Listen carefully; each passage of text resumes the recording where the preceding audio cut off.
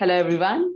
Your host, Devleena from Icons Behind Brand, is here with an exciting new episode of Marketing 5.0 series. And we have a very special guest with me today, Mr. Deepak Saluja, who is a head of marketing at ICICI Securities. Mr. Deepak has nearly 2 decades of experience in sales and marketing across a variety of industries like FMCG, banking, mutual funds, advertising, and so on. He has held senior positions in nations including India and UAE and has worked for organizations like UTI Mutual Funds, ICICI Bank, Abu Dhabi Commercial Bank, and many more. Mr. Deepak, welcome to Icons Behind Brands. Thank you very much. Appreciate the opportunity and excited to be part of the show. And considering your experience, it's vast, it's huge in various segments. So there are a lot to talk. And before we talk about that, I am excited and curious to know about your journey and about your background, you as a child, how you grew up and how you have reached where you are. So would love to know about that. Devleena, this is the first someone asking me as a child. Normally in professional interviews, one talks about his own journey across the professional landscape, but interesting to hear such a question coming in.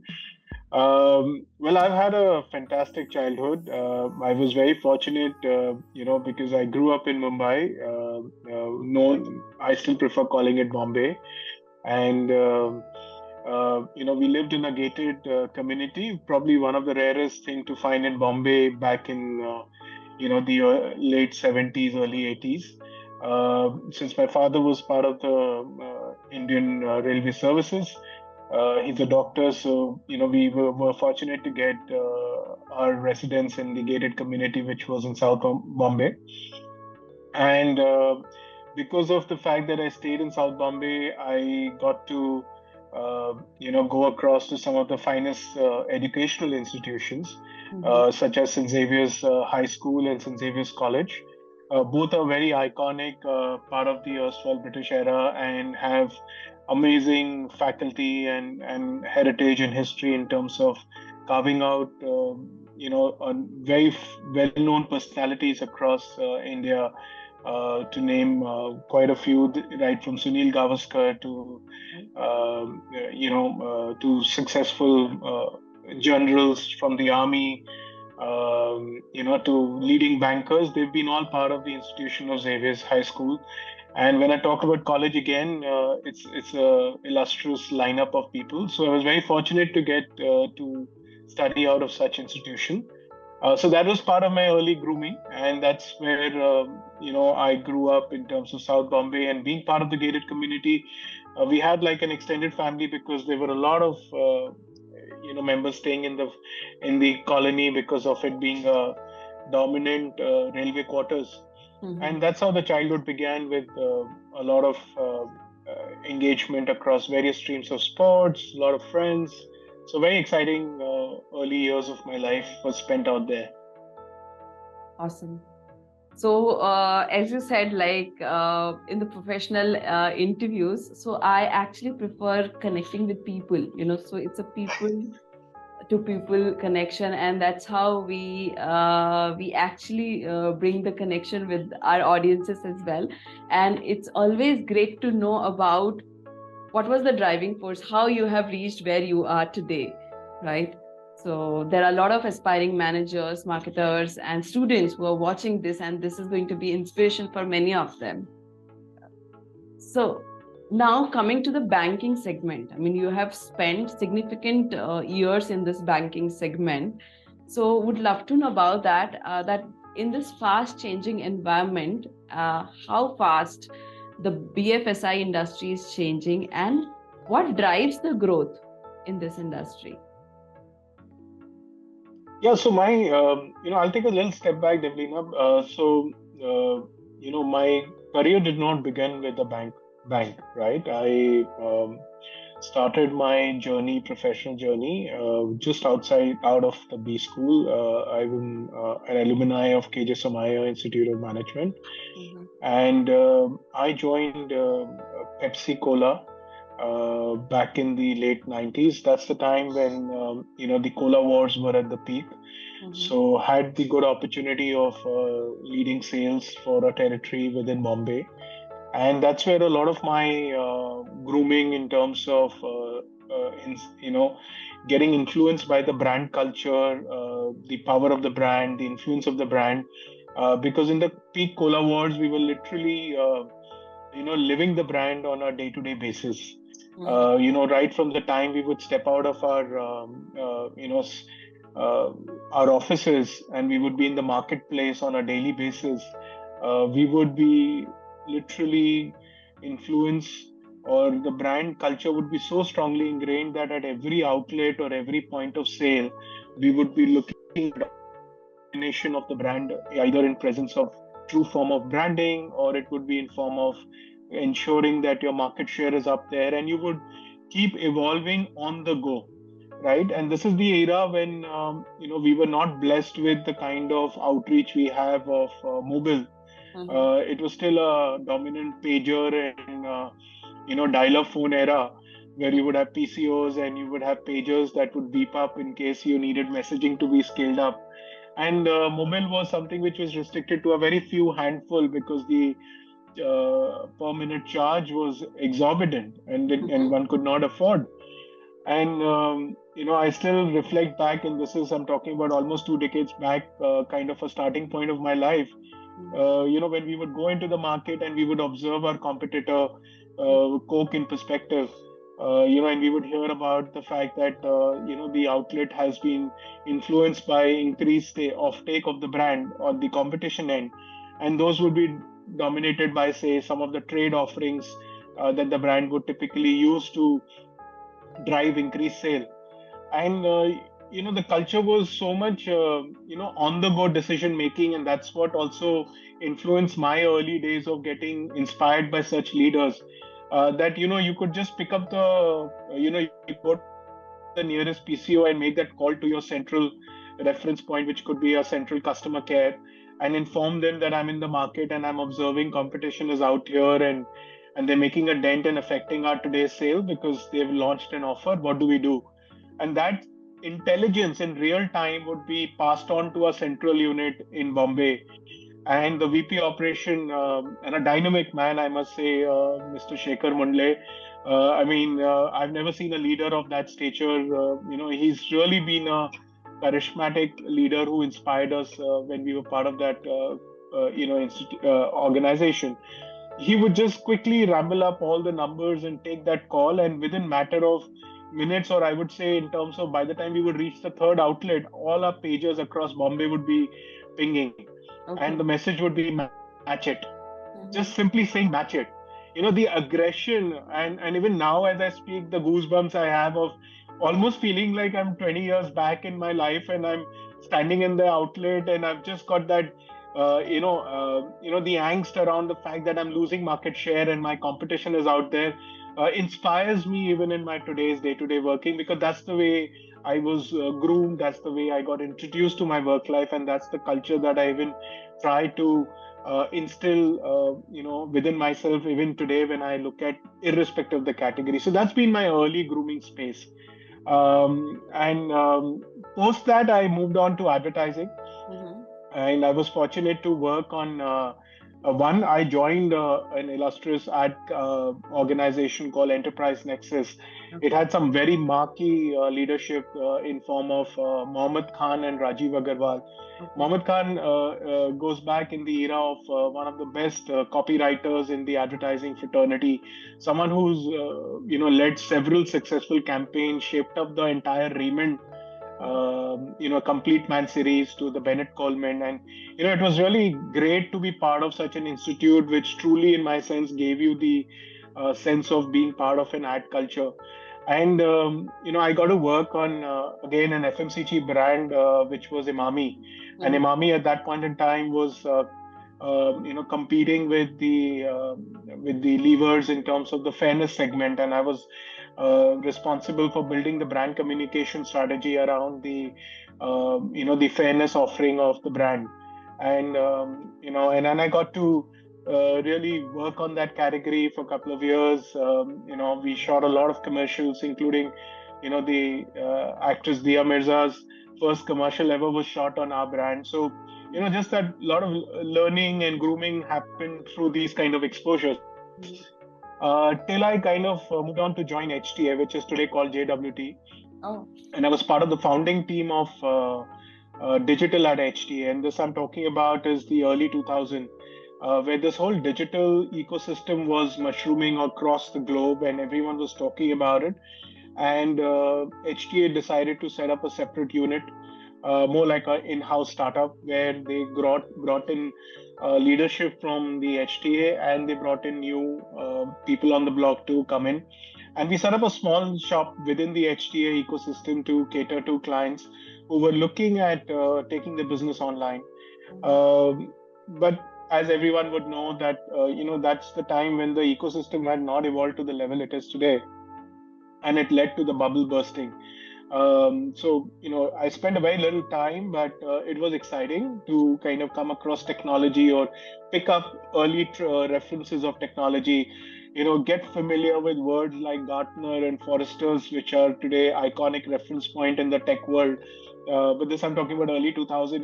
Getting those, and we did not have these access on real time or Google searches, but one would come across these copies of their reports and try to scan and make sense out of it.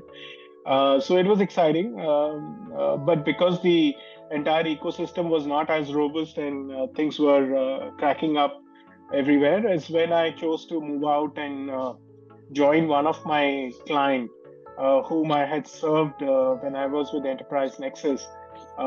This was a subsidiary of a leading global conglomerate, which was into fashion brands across various categories of watches, eyewear, and jewelry. They had a back then in 2001 or two, I don't remember correctly which year, but that's the time when I joined. They were a subsidiary of a group called Egana Goldfile. They were known as Egana India here.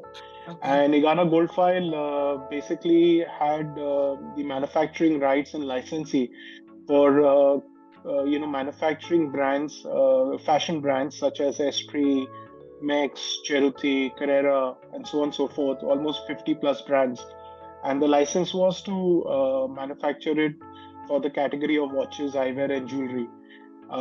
So I was brought in to head marketing, in fact, set up the marketing for Egana India subsidiary. Post which I also took on the responsibility for a brief period to head sales for North India, while I continued to drive marketing. And at a later point, we migrated to set up our own franchisee stores. Very early in the retail's journey of what you see of organized retail. Because back then the access to organized retail was restricted to Shopper Stop, which again did not have a footprint across India to the level it is today. It was still evolving. Lifestyle had just entered. There were a couple of other brands, like in the north, it was the Ebony Group. So we had these organized while we had other traditional stores which retailed watches. And some wonderful relationships I've built with a fab set of team. I think through my journey, I've worked with some amazing rock stars whom I've had the fortune to have with me in my team. I've learned a lot from them. I hope I've been able to add value to their ethos. But it's amazing because I think what my journey has been wouldn't have been without the benefit of having the camaraderie or some amazing colleagues along the way who came as part of my team or extended part of the team, who believed in what I said, what I thought, and they supported me and they guided me on the way, and they stepped in to take on the responsibilities wherever required. And collectively, the journey has been so exciting because of all of this coming together. Wow, that was an amazing journey, I would say, and it was very exciting. I have actually lived the whole era of marketing evolution in 2 decades and all. So where and you have really set the context for my next question. Okay, so we will be talking about the future of marketing. Okay, so the marketing from then and now, so we already know it, and you have spoken about the time where the content creator was not the term, influencer was not the term. So now where we are talking about marketing 5.0, AI in marketing, technology in marketing. So we have actually moved from that digital marketing era where you have seen how it has started and where it has come so far and how it is going to evolve in the future. So I would love to talk about, what is your say about the marketing 5.0, how it is shaping up, and how should a marketer be prepared for this now? So to be honest, Devleena, I think this is very exciting time for a marketer, Mm-hmm. right? And I also believe, this is my personal take, it's a level playing field to an extent, because with the whole digital playbook coming in place, Mm-hmm. I think it kind of unifies irrespective of what category you operate. Your access to your consumer is defined on a certain set of platforms or reach out sources points, right? So if you want to reach out to your consumer, you have a certain set of available list of platforms that he's engaged with and you would need out, whether it's the social media, whether it's the content platforms, whether it's the search platforms, wherever he is, you kind of have that almost unifying across categories. Mm-hmm. What's also interesting is that this is a perfect blend where tech empowers a marketer with a lot of rich insights, right? Which otherwise in the erstwhile era, we would really struggle and we would operate in silos in terms of functional groups, right? Today, that whole data playbook also comes into a convergence or a confluence of information. Mm-hmm. Now, when this is available to you as a marketer, I think what you need to really imbibe in your course of doing is that the whole marketing playbook of 5.0 is going to be based on the evolutionary path that the technology is taking in, and it's not going to slow down. Okay, this is here to stay, this is continuing, and this will continue. Mm-hmm. You will have steps which you would either move forward, a little back, a little side, but you will be constantly in motion. So I Mm-hmm. think as a marketer, you need to understand you cannot ignore it, Mm-hmm. right? But while you're at it, I would also put in a word of caution. Don't be impacted with the word FOMO. You're Mm-hmm. not missed out. You're not missing out, Mm-hmm. right? What's important for you to still be true to the cause of the role that you operate is know your customer, understand your customer, understand your business, understand your business realities, understand your business future aspirations and goals. Based on that, build your tech stacks, right? Don't just jump into it because there are five other people doing a tech stack. They may be at a different stage, the businesses may be at a different stage. You got to manage this with clear understanding of how you're going to build your tech stack, knowing very well where your business is headed or how your consumer engages with you, Yeah. right? There are legacy businesses, there are new age businesses. There are businesses which are built on a fair mix of generations, right? Okay. While the buzzword is Gen Z, but the Mm-hmm. fact is Gen Z is the business of future.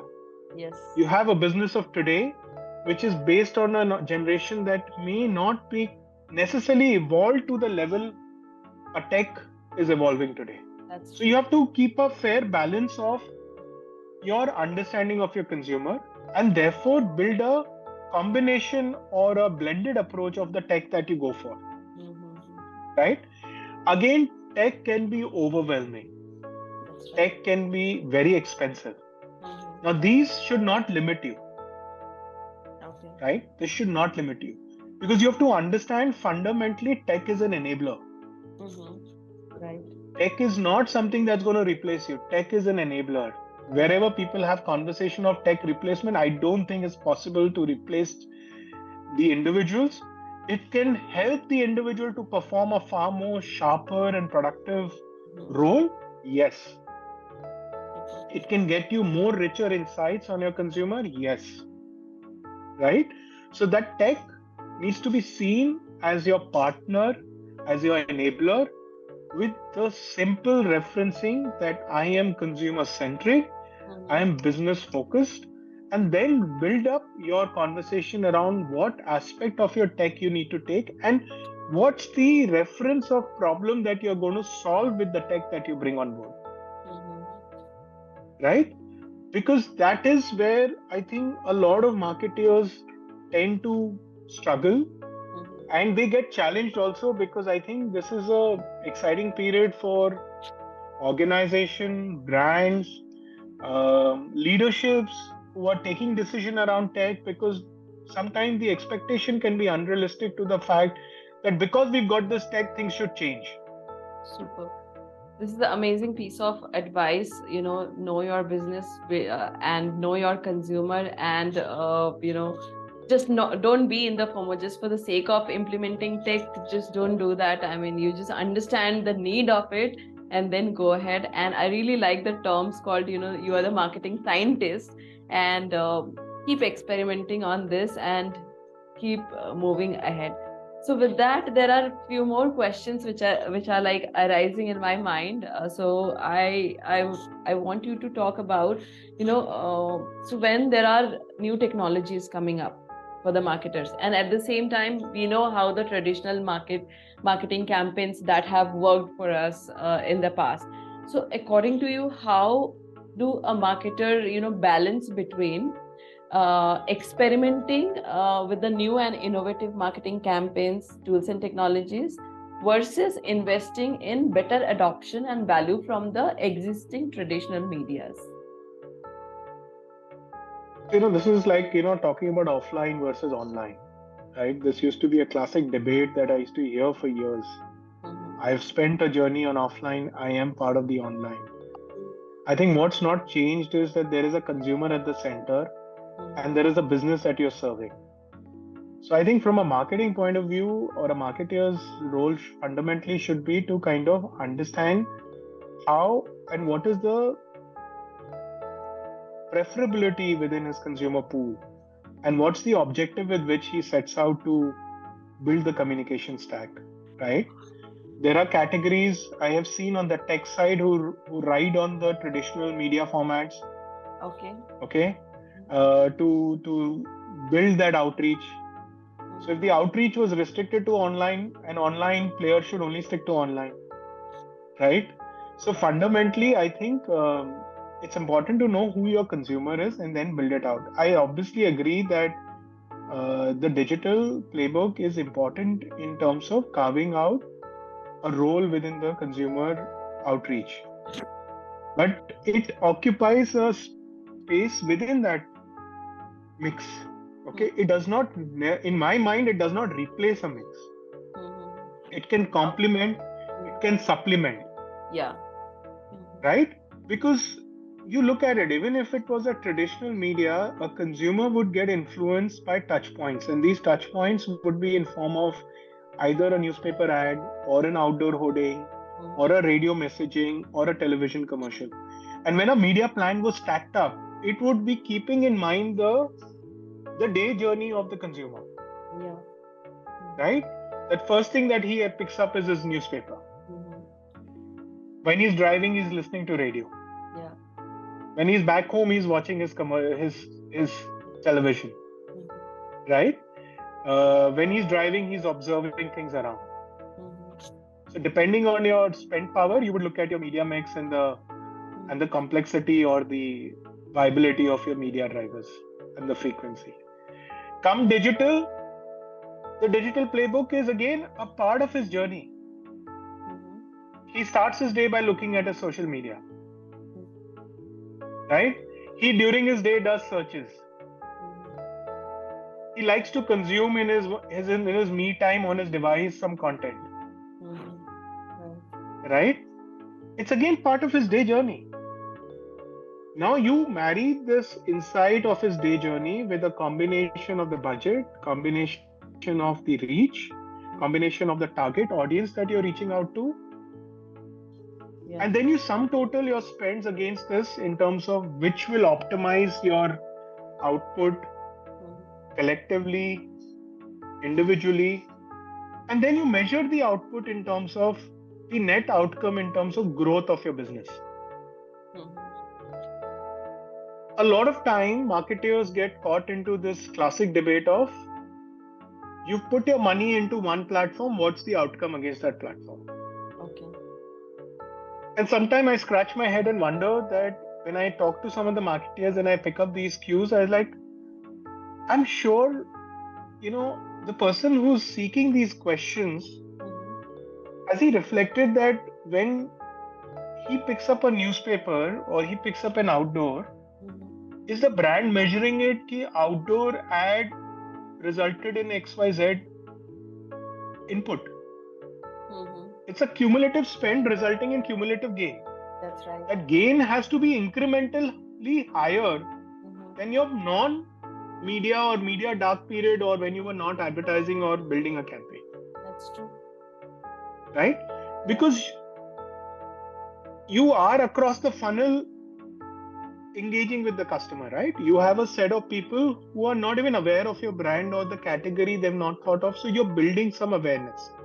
You have a set who's part of the consideration metrics of multiple brands. You're building choice.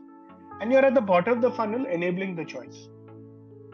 Yeah. So if you're looking at everything at the bottom of the funnel, you will absolutely gain market share. You will absolutely make an impact. Right?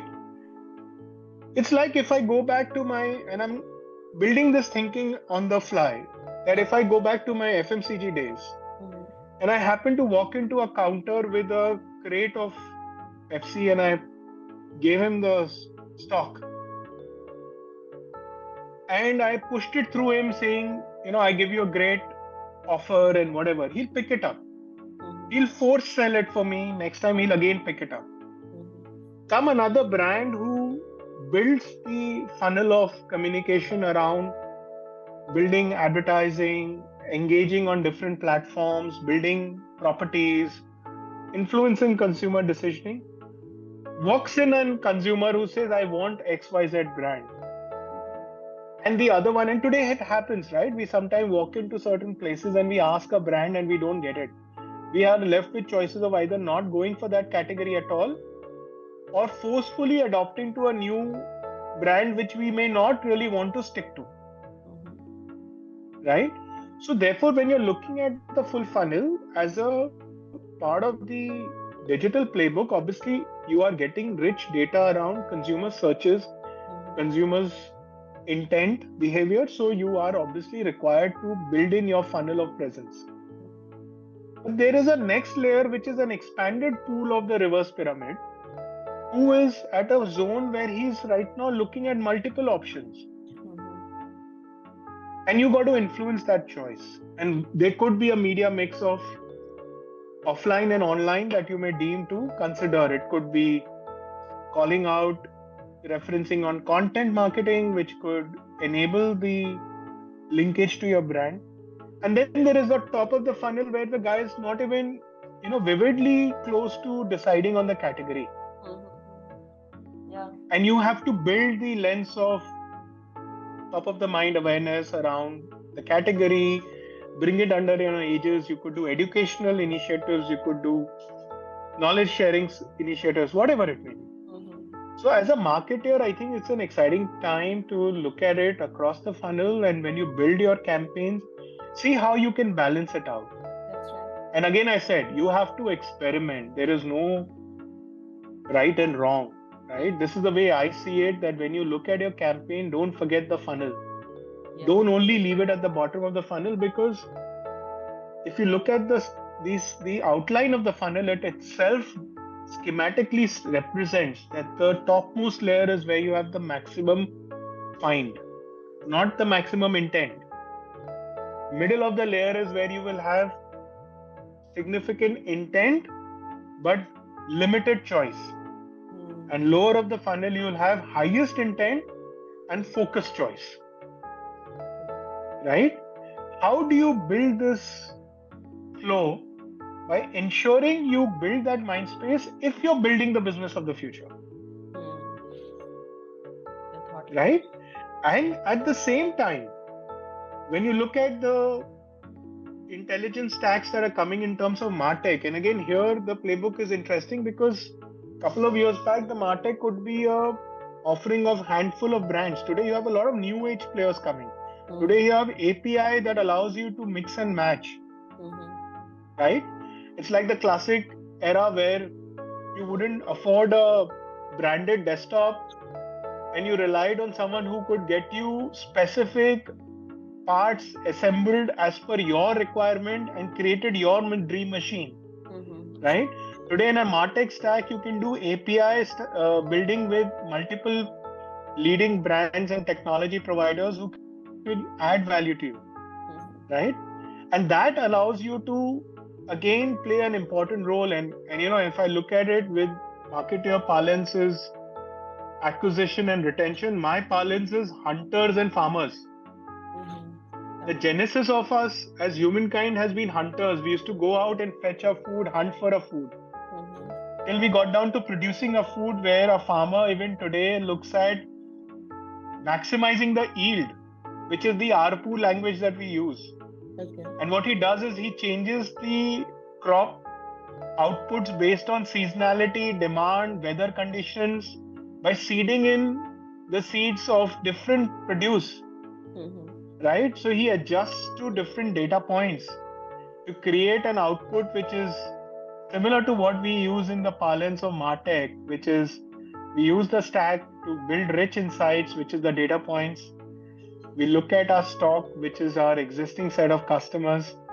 We look at the rich insights that technology allows us, the digital playbook allows us to understand the behavior of a consumer across the digital assets.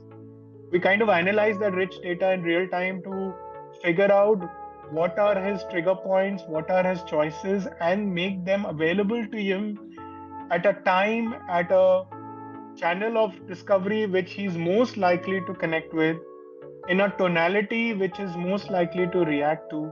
And this is an ongoing flow of agile squads that you need to create around communication that you need to do across multi touch points and keep evolving it. And then take this insight to create look-alike while you hunt for your new consumers, to adapt them as your early starting input aspects, which could help them to move to a starting point for you rather than one shoe size appeal to all kind of an approach and firing him with multitudes of communication. You sniper cast it with picking up this rich insight and then imbibing it in a look-alike form to the new hunters that you bring on board. I think that's the beauty of how you can bring tech together, how you can marry the traditional media. But yes, as a marketer, you have to not jump for either or. You have to take a very conscious decisioning and question it from a user behavior. At the end of the day, you're not doing this for anyone else but the consumer, and you're not doing any of this other than for the business. So you got to build in the insights on your consumer behavior, your category, your competition, and then connect the dots with the enablers of the ecosystem that you have in terms of tech on hand, tech that you need to bring on board, and then build this entire functional route map to allow the most optimized way of building a business. Yeah. So I think, the way you have explained it, it cannot replace one another, but at the same time, it is a complementing factor for one another. So the example is very simple. Like, for example, me, if I see something in my newspaper early in the morning, and then I'm going to my office, and then I see the same kind of thing in the hoardings, and unconsciously if I'm sitting and I just see a pop-up, then probably it might trigger me to download it from there. So it doesn't mean that it is only coming from the digital space, because the touch points were many, and that was the recall, and that is how final customer acquisition is happening. So you really cannot escape things, but you have to understand what works better for your business. So absolutely. So thanks for bringing these, terms here, and bringing these piece of advices for our viewers and listeners, and for me as well. There are a lot of takeaway for me from this conversation, Mr. Deepak, and I have thoroughly enjoyed each and every part of the conversation here. Thank you very much. It was indeed a pleasure to be part of the show. Wish you all the very best for whatever you're taking on from here, and happy to be part of it again. Thank you for being here.